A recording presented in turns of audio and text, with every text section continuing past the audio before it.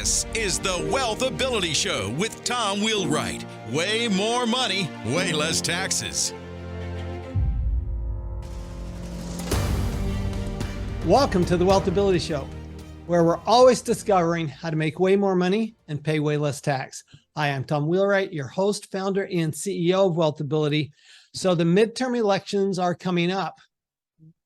If the Democrats win both the House and the Senate, or even the Senate without the House, what impact is that going to have on your taxes? What impact is that going to have on your business? What impact is that going to have on your investments? That is, to me, an enormous question, because as we get closer, it seems like the Democrats get closer and closer to retaking the House and the Senate. So with that, we have one of my favorite guests, Brian Riedl. Brian Riedl is from the Manhattan Institute. And Brian, if you would just remind us a little bit of your background and what you do now. Sure. I'm a research fellow at the Manhattan Institute, specializing in budget, tax, and economic policy. Before that, I spent 6 years as the chief economist to Senator Rob Portman from Ohio. I was also the staff director of the Senate Finance Subcommittee on Fiscal Responsibility and Economic Growth. Some campaign experience. I was the director of budget policy and tax policy for the Rubio campaign in 2016, and an advisor on budget policy for the Romney campaign in 2012. And I also worked at the Heritage Foundation for a decade.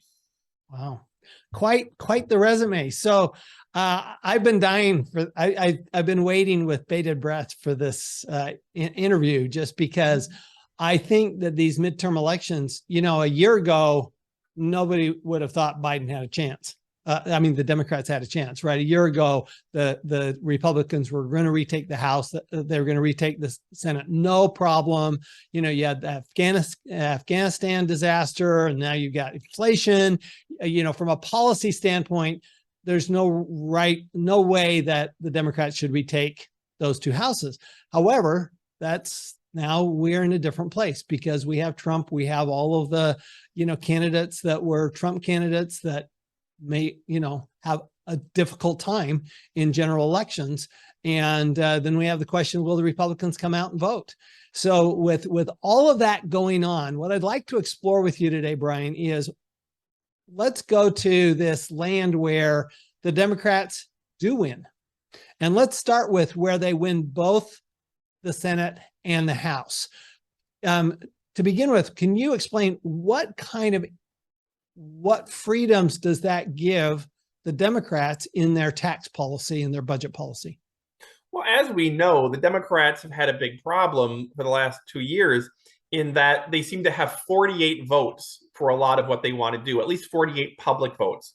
Senator Manchin and Senator Sinema had difficulties getting them to 50. So if the Democrats win, say, 2 more seats, they get up to 52 seats. Manchin and Sinema become expendable, and the center of power shifts a bit left in the Democratic majority. Now, one could say that the Democrats still may have some challenges passing their tax agenda, because there may have been other silent Democratic senators who were skeptical of their tax agenda, but were letting Manchin and Sinema take all the fire. But let's set aside that possibility and look at a world where Democrats are united outside of Manchin and Sinema. In that world, I think we come back to where President Biden was about a year ago on Build Back Better, when the Democrats were talking about raising taxes by trillions and trillions of dollars. President Biden was looking at a Build Back Better plan that would be $3 trillion to $5 trillion over the decade, and at least he had pledged would be fully financed by new taxes. In that world, you're likely going to have a higher income tax rate, 37%, which would certainly go up.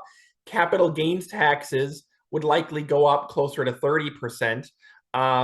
You're going to have probably fewer tax deductions.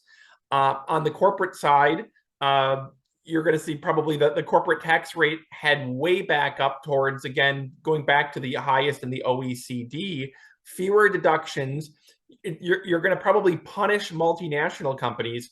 And if the problem the Democrats face on taxes, quite frankly, is there's actually not enough money for them to raise to pay for their agenda.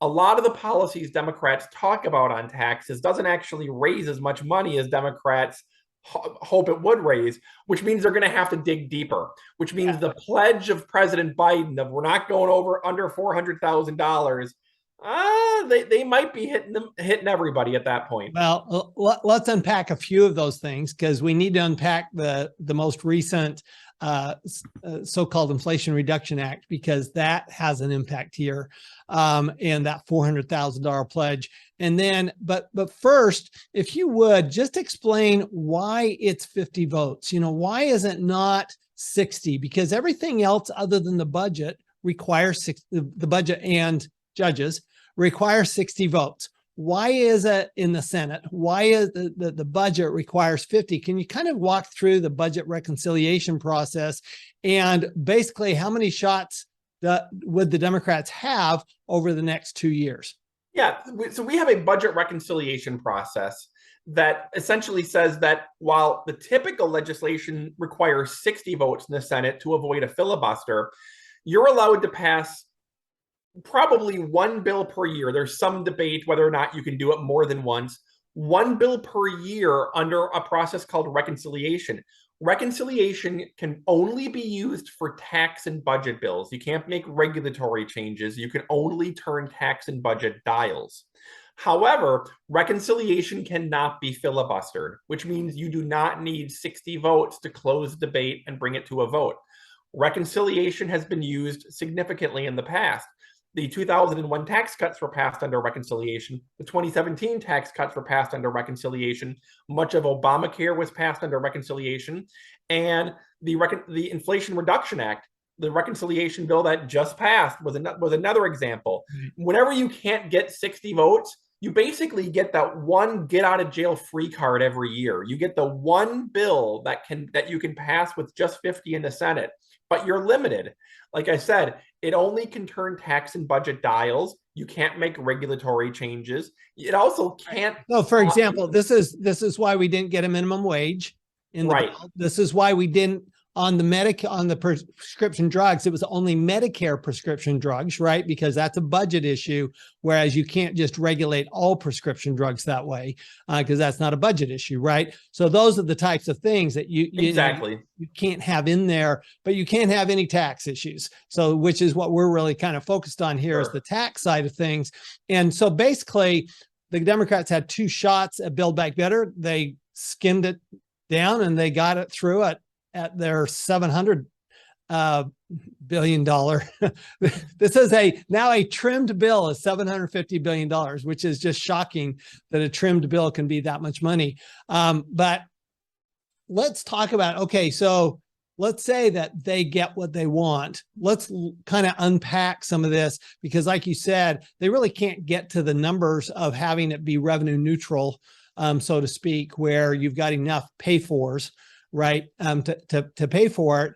And they seem to want to do that. But let's talk about that 400,000 just for a minute, because Treasury Secretary Yellen said something very interesting when it came to the $80 billion that the IRS got. And she said that the proportion of people under 400,000 would not go up. Well, right now, that proportion, what I've seen, now you can correct me on this, Brian, I've seen that's around 90% is under $400,000 of the audits are on people making under $400,000. So that means that under what Secretary Yellen said, that means that with twice as much money, basically, the IRS now can audit twice as many people making under $400,000.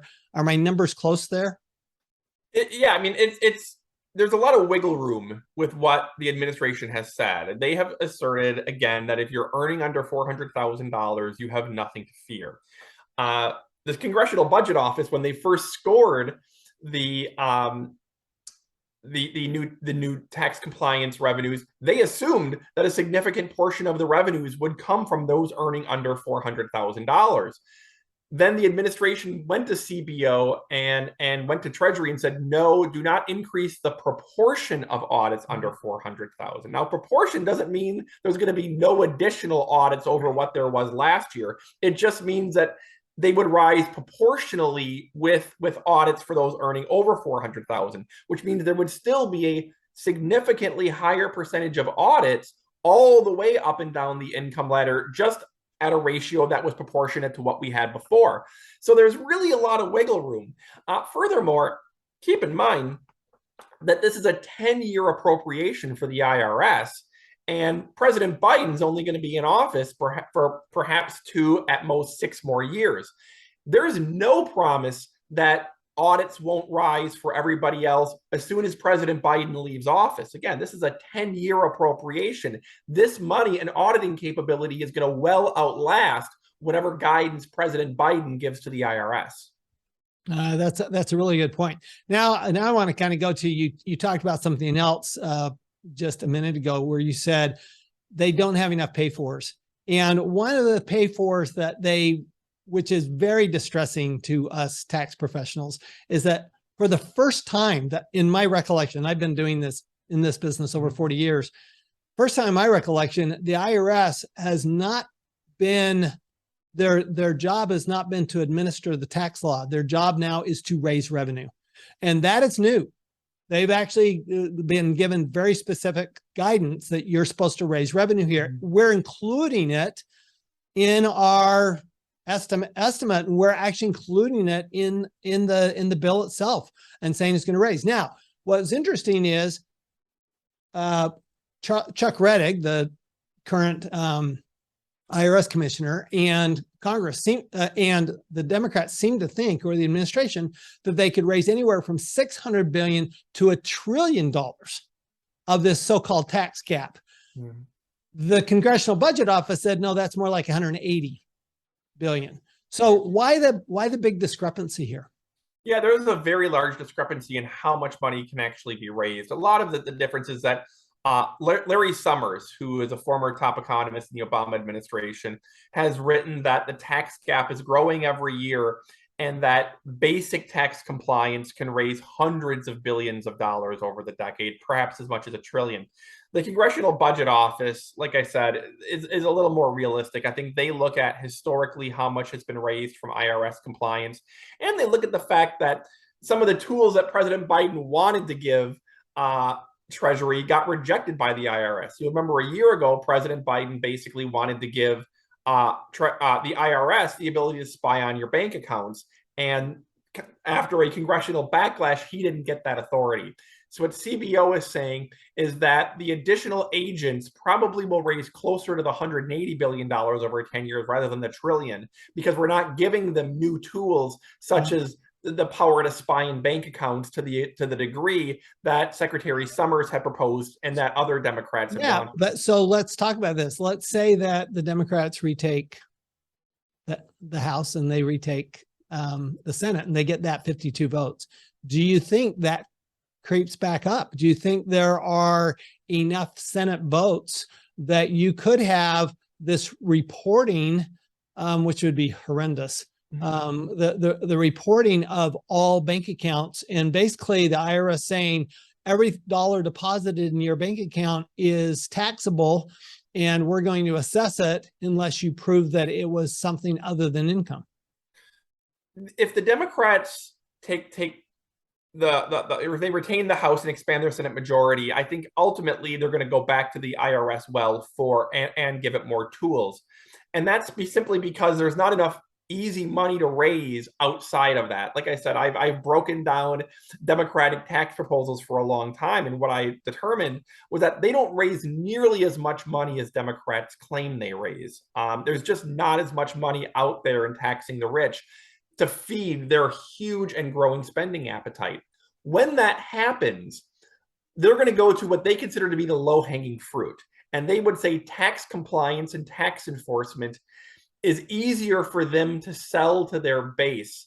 We're going after rich Republican tax cheats than higher tax rates, especially on the middle class. And so I think ultimately Democrats are going to go more aggressive in this scenario towards tax compliance, because it's just lower hanging fruit politically than trying to raise taxes, particularly on the middle class. And since the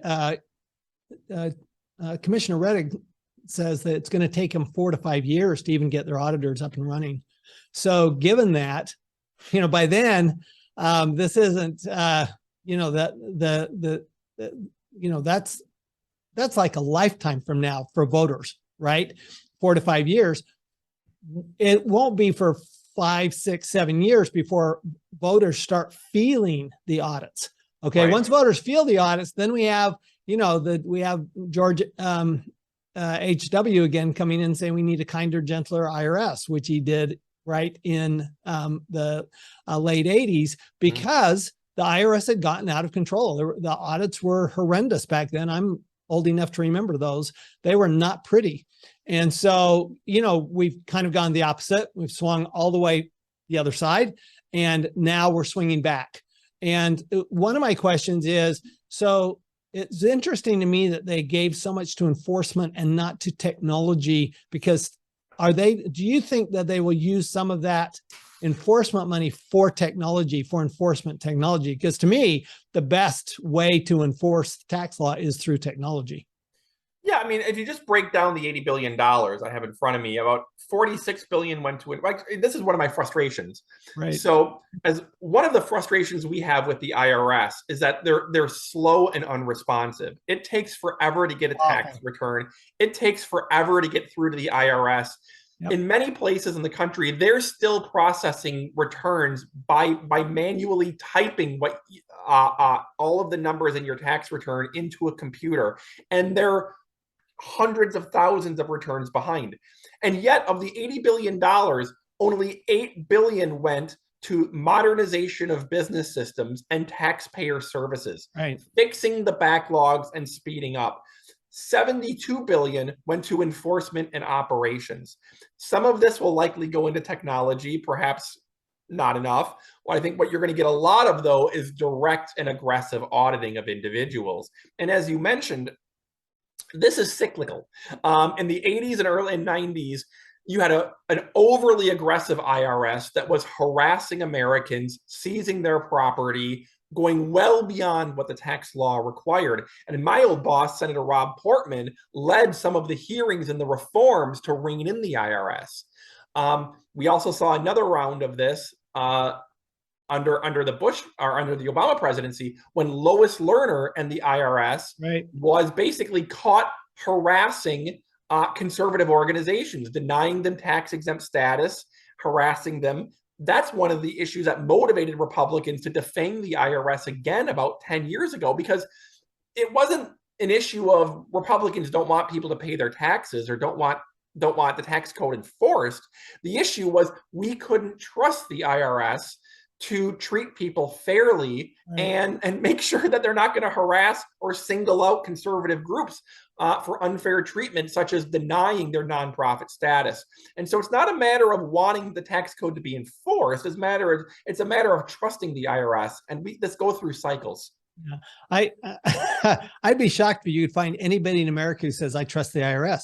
So that would be very interesting. And honestly, I think most IRS auditors are trying to do their job, right? I don't think they are trying to be difficult. I don't think they're trying to be overbearing. I think they lack tools. And I think that if they were to put the money towards technology and customer service, I think we'd go in enormous ways to actually increase in enforcement, voluntary compliance, right? So let's dial this back just a minute before we wrap up here, and let's look at what happened. So that's all the, oh my heavens, the world is falling apart if the Democrats take both houses, which I think I think we even see something potentially beyond what Biden asked for, and we get what Sanders asked for, which is a $6 trillion bill. I think that's possible.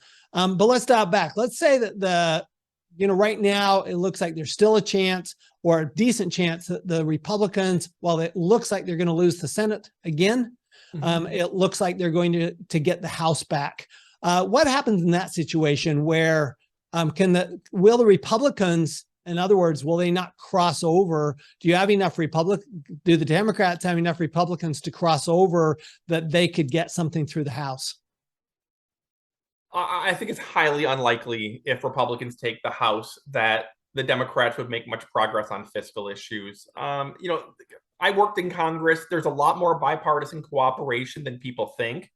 But on taxes, this is a line Republicans haven't crossed, frankly, in 32 years. The last time a single Republican in Congress voted for a broad-based tax hike was 1990. It's been 32 years since even one Republican voted for a broad-based tax hike.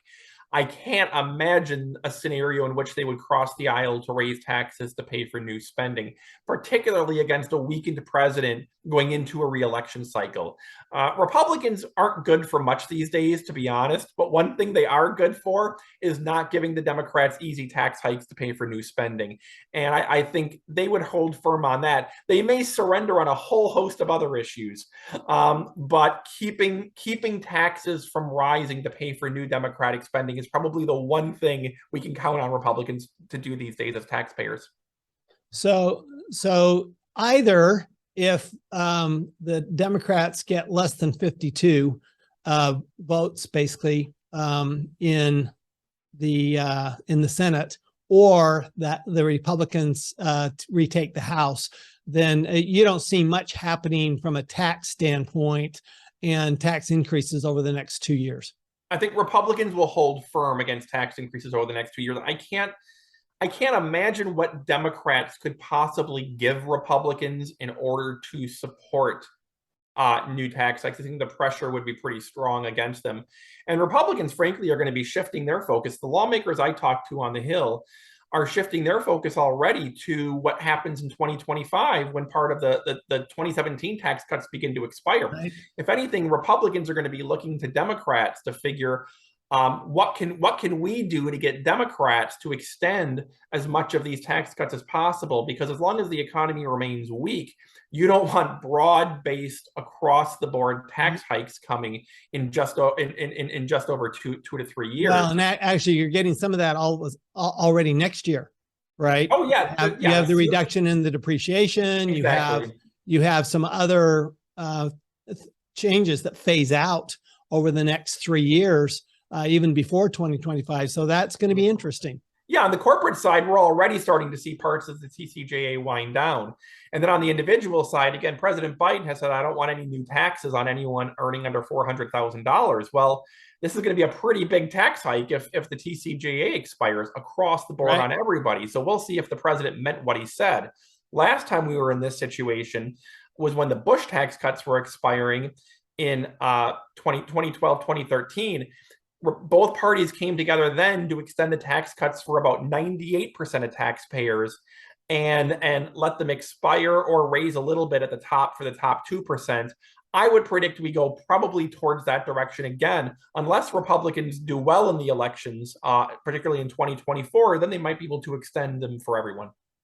Awesome. Thank you, Brian Riedl, the Manhattan Institute. Any final words for us? If you're a taxpayer, hold on to your wallet, because regardless of what happens, as long as the spending continues and deficits rise, it's going to put upward pressure on taxes. So if you want to know what's going to happen with your taxes in the future, take a look at runaway spending and deficits. Excellent. Just remember, taxes go with spending and deficits. At some point, they definitely raise taxes, even though both Republicans and Democrats seem to not care so much about the deficit. But in any case, you do see that pressure. So thank you for that. Again, Brian Riedl, it's manhattaninstitute.org. And if you have more questions or more information that you'd like from Brian and his team, thank you so much for coming. Remember that, sometimes we talk about reducing taxes, and sometimes it's a matter of, going to the polls, and it's actually voting for for Congress, is voting for, your senator, and recognize that right now the Republicans and Democrats do vote in a block. And so, with very few exceptions, my Senator Sinema being one of those exceptions, but she voted with this last one. So, she was willing to give up that $750 billion. So remember that you kind of do have to look at party affiliation if taxes are important to you. And that is one way to help keep your taxes down. The other way, of course, is to have good advisors and learn more about taxes, watch more of the WealthAbility show, and then you make way more money and pay way less tax. I'll see you next time. You've been listening to the WealthAbility Show with Tom Wheelwright. Way more money, way less taxes. To learn more, go to wealthability.com.